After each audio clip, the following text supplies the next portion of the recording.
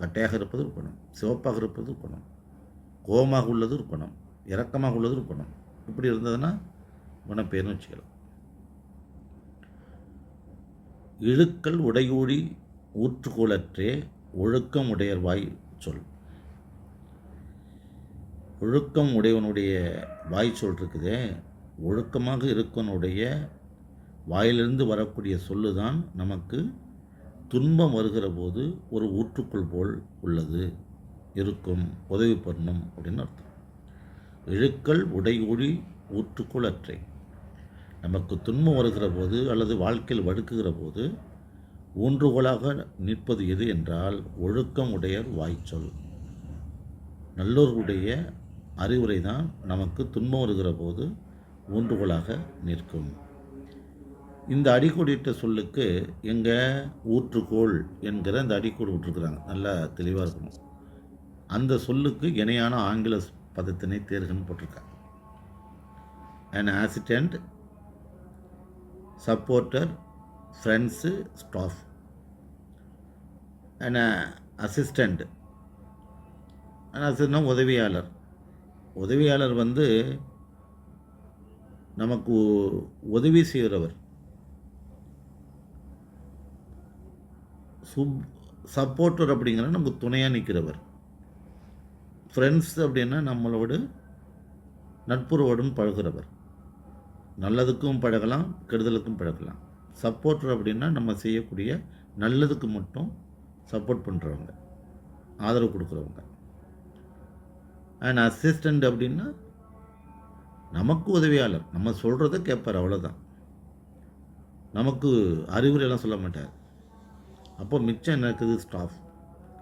Stapler, அதாவது நல்லா ஊன்றது. ஸ்டாப்லர்னு சொல்கிறோம்னா நல்லா இறுக்கி பிடிக்கிறது, அதான் ஸ்டாப்லர் அப்படிங்கிறோம், ஸ்டாப்லர் அப்படிங்கிறோம். எனவே ஸ்டாஃப் அப்படிங்கிறது தான் ஊன்றுகோல்.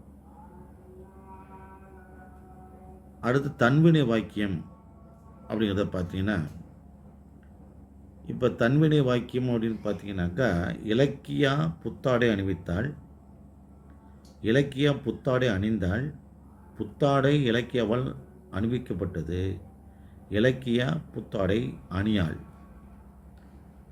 இப்போ அணியாள் அப்படின்னான்னு சொன்னாலே அது எதிர்மறை வாக்கியம், அதனால் அதுக்கு நம்ம எடுத்துக்க வேண்டியில்லை, அது எதிர்மறை வாக்கியம். புத்தாடை இலக்கியவால் அணிவிக்கப்பட்டது அப்படின்னா, இதை போல் ஆள் என்ற மூன்றாம் வேற்றுமை உருவு வந்தாலே அது செயற்பாட்டு வினைன்னு தெரிஞ்சுக்கணும். ஆள் என்ற மூன்றாம் வேற்றுமை உருவு வந்தாவே செயற்பாட்டு வினை, செயற்பாட்டு வினை வாக்கியம் அப்படின்னு வச்சுங்க.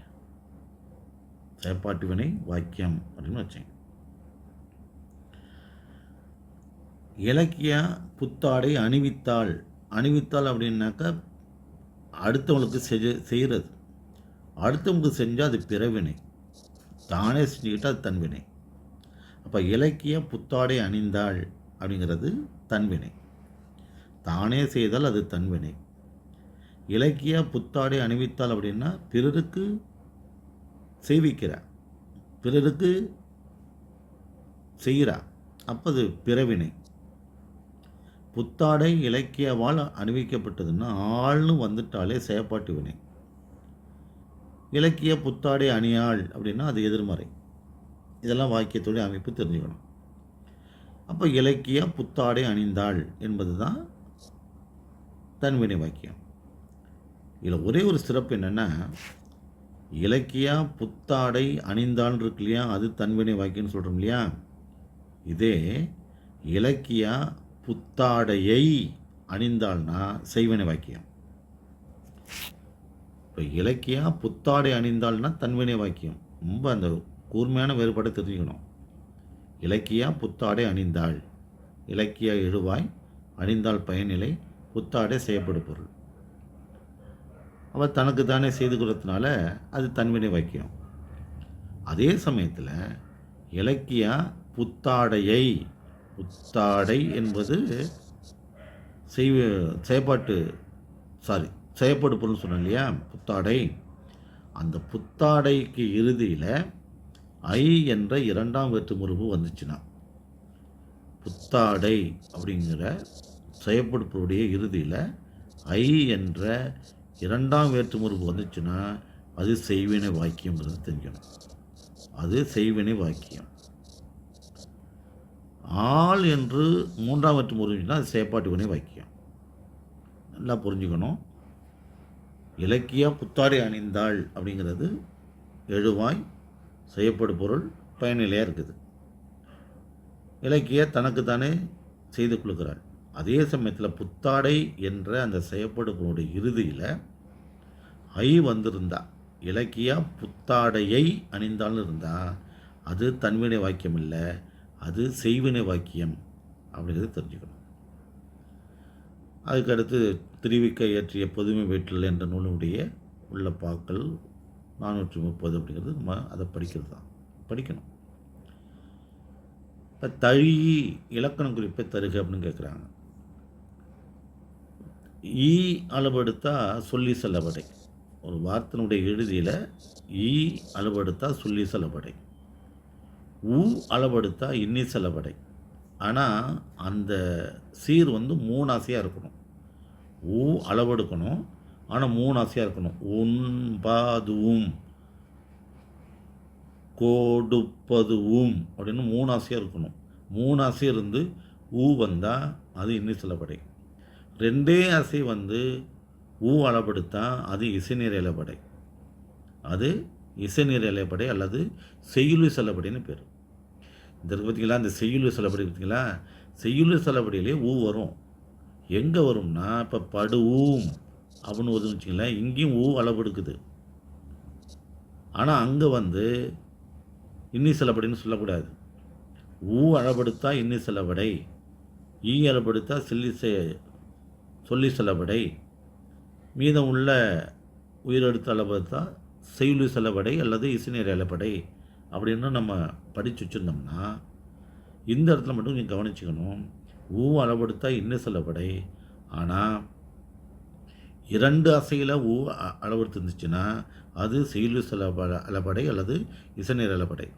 3 அசையில் இப்போ உண்பதுவும் உண்பதுவும் அப்படின்னு 3 அசையில் அளவெடுத்து ஊ அளவெடுத்துனா இன்னி செல்லப்படை அப்படிங்கிறது தெரிஞ்சுக்கணும். அதை நீங்கள் கொஞ்சம் நல்லா பயிற்சி எடுக்கிற போது, அப்போ இங்கே ஈ அளவெடுத்துருக்குது, அதனால் அதை நம்ம சொல்லி செல்லப்படைன்னு சொல்லிடுறோம். தழி அப்படிங்கிறது ஒரு பெயர் சொல். ஒரு பெயர் சொல் வினையச்சமாக மாறுவதற்கு அளவெடுக்கிறது தான் சொல்லி செல்லப்படை இலக்கணத்தில். இப்போ நம்ம அதுக்குள்ளே போக வேண்டாம். ஈ அளவெடுத்தா சொல்லி செல்லப்படை சரிதான். அப்போ இன்னி செல்லப்படைனா என்ன, ஊ அளவெடுக்கணும். ஊ அளவெடுத்தா இன்னி செல்லப்படை. ஆனால் 3 அசை வந்தால் தான் அது இன்னி செல்லப்படை. ஊ அளவெடுத்திருந்தாலும் 2 அசையில் அல்லது 2 அசையில் ஊ அளவெடுத்தா செய்யுளி செல்லப்படை. மீதம் உள்ள ஆ அதெல்லாம் அளவெடுத்துச்சுன்னா செய்யுளி செல்லப்படைன்னு சொல்லலாம். ஆதும் என்னுமவர் ஓதல் வேண்டும், ஒளிமால்கம் செய்வினை ஆதும் என்னுமவர் ஓதல் வேண்டும். ஓ ஓ இப்படி ஊ அளவெடுத்தா இன்னி செல்லப்படை, ஈ அளவெடுத்தா சொல்லி செல்லப்படை, மீதம் உள்ள எந்த உயிரெடுத்து அளவெடுத்தாலும் அது செய்யுளி செல்லப்படை. ஒன்றே ஒரு விஷயம் என்னென்னா, ஊ அளவெடுத்தாலும் செய்யுளி செல்லப்படை தான். ஆனால் 2 சீரில் படுவும் தருவும் அப்படின்னு 2 சீரில் ஊ அளவெடுத்தா செய்யுளி செல்லப்படைன்னு எழுதுங்கிறது தெரிஞ்சுங்க. அடுத்து ஈறுகட்டு எது மாதிரி பேரச்சோம்னா என்ன, ஒரு வார்த்தையினுடைய இறுதியில் ஆவண்ணா, ஆனா இல்லை ஆவண்ணா வந்துச்சுன்னா ஈறுகட்டு எது மாதிரி பறிச்சோம். எப்படி, இப்போ நில்லா ஆவணா நிற்கிது, போகா அவனும் ஆவணா வந்துருக்குது. இப்படி நில்லா போகா அப்படின்னு ஆவண்ணா வந்துச்சுனாவே இறுதியில் ஈறுகட்டு எது மாதிரி பேரச்சம் அப்படிங்கிறத தெரிஞ்சுங்க. சரி, அதுக்கடுத்து உலகம் என்ற தமிழ்ச்சொல்லின் வேர்ச்சொல் எதுன்னு கேட்குறாங்க. இப்போ வேர்ச்சொல் அப்படின்னா என்ன அப்படின்னா, அதுதான் அடிப்படை சொல். அந்த வேர்ச்சொல்லிலிருந்து தான் எல்லா வார்த்தைகளும் பிறக்கும், நிறைய வார்த்தைகள் பிறக்கும். இப்போ உதாரணமாக மீ என்ற ஒரு வேர்ச்சொல் இருக்குன்னு வச்சுங்க. மீ வந்து மீனா உயரம், மீ தான் மிசை அப்படின்னு மாறுது. மிசைனாலும் உயரம், மிசை தான் மேசை அப்படின்னு மாறுது, உயரமான ஒரு பொருள். மேசை தான் மேடை அப்படின்னு மாறுது, உயரமான இடம். மேடை தான் மேடு அப்படின்னு மாறுது. அப்போ அதுக்கு அடிப்படையான சொல் எது? மீ. இதுதான் வேர்ச்சொல். தமிழில் இந்த வேர்ச்சொல்லிருந்து பல வார்த்தைகள் பிறக்கும். அப்படிங்கும்போது உலகம் என்ற தமிழ் சொல்லின் வேர்ச்சொல் எது அப்படின்னு பார்த்தா, வேர்ச்சொல் எப்பயுமே கட்டளை சொல்லாக இருக்கும்.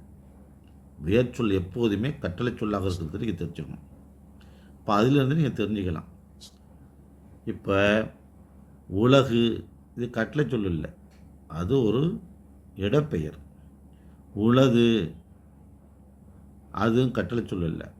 உளம் அது கட்டளை சொல் இல்லை. அப்போ உளவு அப்படின்னு தான் கட்டளை சொல். அப்போ எந்த ஒரு வார்த்தைக்கும் வேர்ச்சொல் கட்டளையாக இருக்கும் என்பதையும் தெரிஞ்சுங்க. அதனால் உளவு என்பதுதான் சரியான விடை. ஒருமைப்பன்மை பிழையற்ற தொடர்ன்னு கேட்டிருக்காங்க. அவன் கவிஞன் அல்லர், அவன் கவிஞன் அல்லன், அவன் கவிஞன் அன்று, அவன் அல்லன் கவிஞன். இந்த அவன் அல்லன் கவிஞன் அப்படிங்கிறது நமக்கு சரியாக வார்த்தையில் அது பிழை உள்ள வார்த்தை. ஆனால் அவன் கவிஞர் அல்லன்னு சொல்லலாம், அவன் கவிஞன் அன்றுன்னு சொல்லலாம். ஆனால் சரியான விடை அவன் கவிஞன் அல்லன் தான். அப்போ மீதம் உள்ளது என்னென்னா, அல்லர் அப்படின்னு எப்படி வரும்னா அவர் கவிஞர் அல்லர்னு வரலாம். இந்த இடத்துல அவர்னு வந்தால் இங்கே அல்லர்னு வரலாம். அவர் கவிஞர் அல்லர். அன்றுன்னு எப்படி வரணும்னா அகிரிணையாக இருந்தால் அன்றுன்னு வரணும். அது கிளி அன்று, அது பேருந்தன்று, அவை மாடுகள் அன்று. அப்போ அகிரிணையாக இருந்தால் அன்றுங்கிற வார்த்தையை பயன்படுத்தணும். அகிரிணையாக இருந்தால்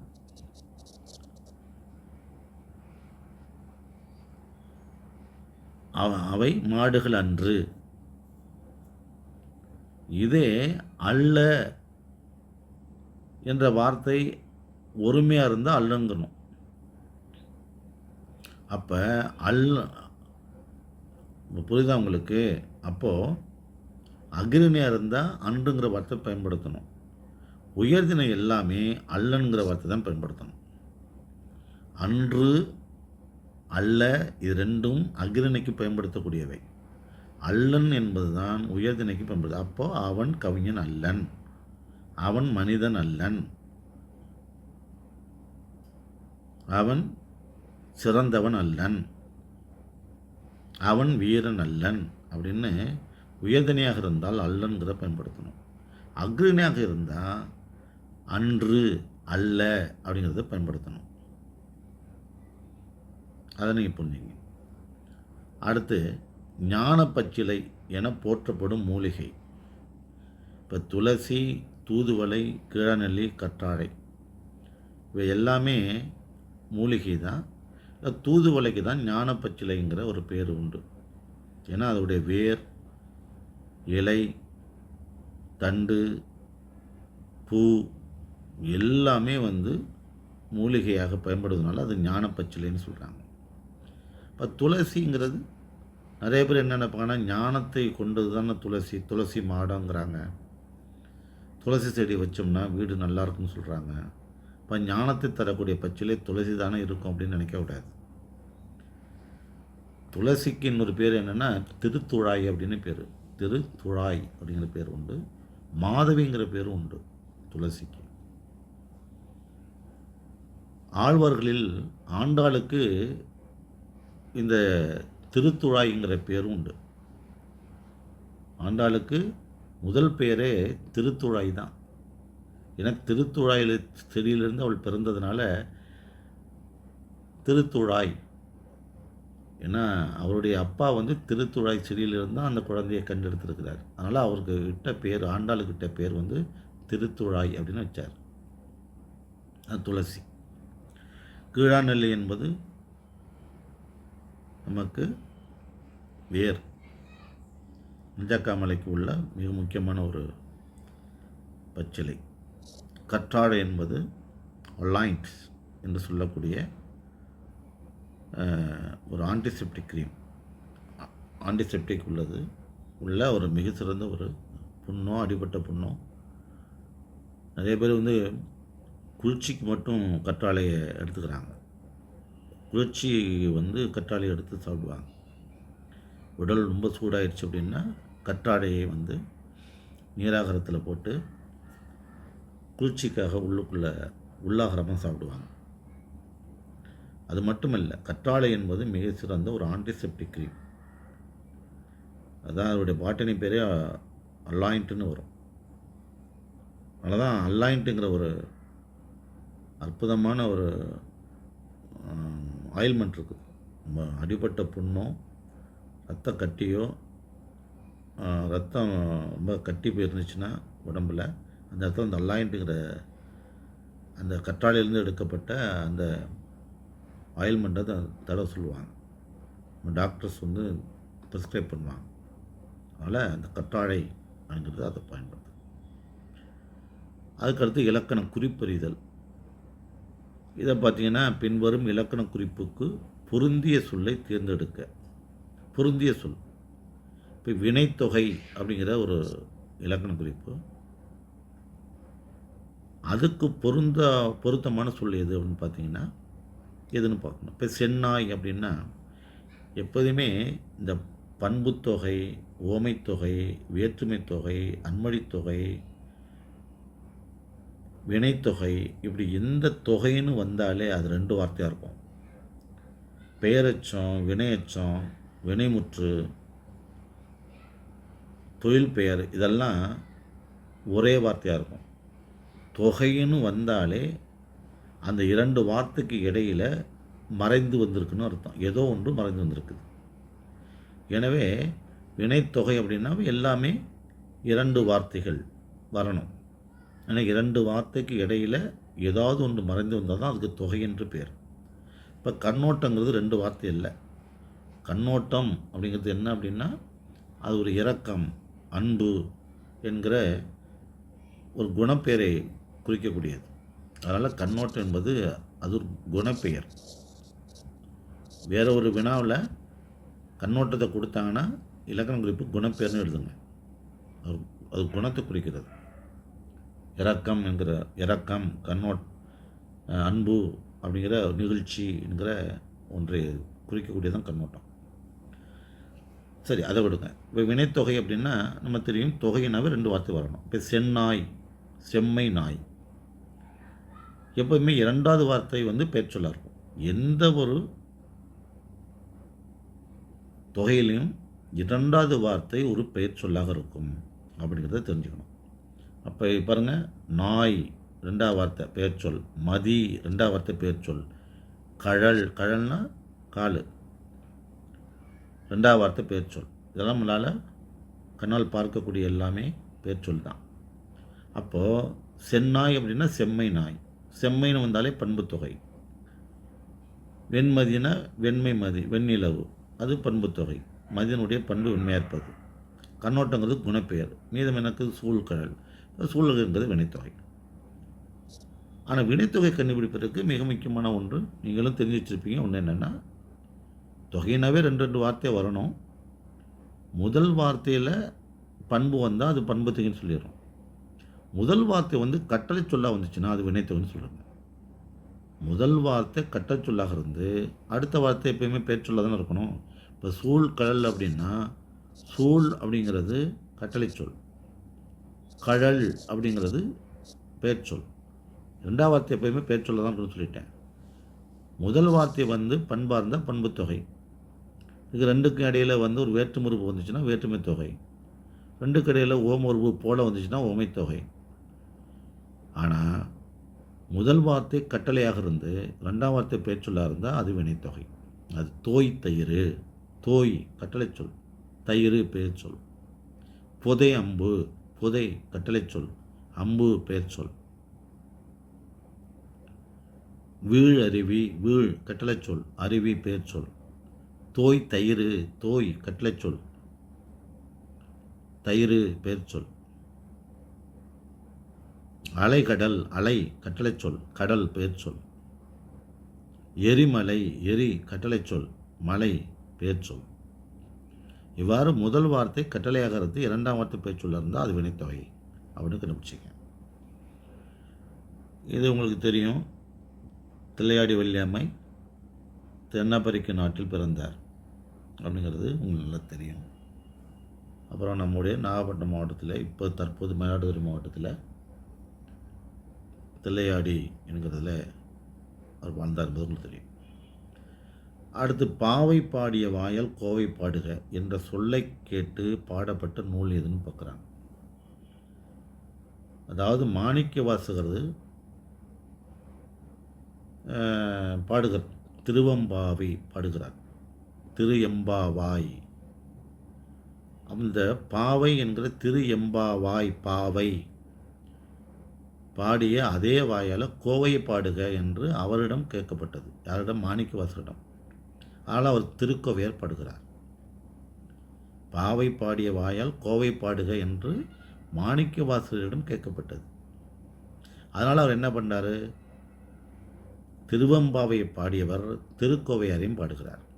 எனவே திருக்கோவை யார் என்பதுதான் சரியான விடை. அப்புறம் அசதிக்கோவை, ஆசாரக்கோவை, மும்மணிக்கோவை என்பதெல்லாம் நீங்கள் நன்றாக படித்து விட வேண்டும். பரணி இலக்கியத்திற்குரிய பாவகையை குறிப்பிடுங்கிறாங்க. கலித்தாழிசை, வெண்பா அப்படிங்கிறது ஈட்டடி முச்சிராய் ஏனடி நாச்சிராய் கொண்டது. ஒவ்வொரு பாவனுடைய இனம் அப்படின்னு பார்த்தீங்கன்னா தாழிசை, விருத்தம், துறை அப்படின்னு வரும். துறை, விருத்தம், தாழிசை தான் பாவகையுடைய இனம். பாவகை அல்ல, பா இனம். பரணி இலக்கியத்துடைய பாவகை கலித்தாழிசை. கலித்தாழிசையில் தான் பரணி இலக்கியத்தை எழுதியிருக்கிறாங்க. கலிங்கத்து பரணி மட்டுமில்லை, தக்கையாக பரணி இருக்குது. ஒரே ஒரு விஷயம் என்னென்னா, பரணி இலக்கியத்தினுடைய இலக்கணம் மட்டும் தெரிஞ்சுக்கணும். பரணி பரணி என்பது ஒரு சிற்றிலக்கிய வகை.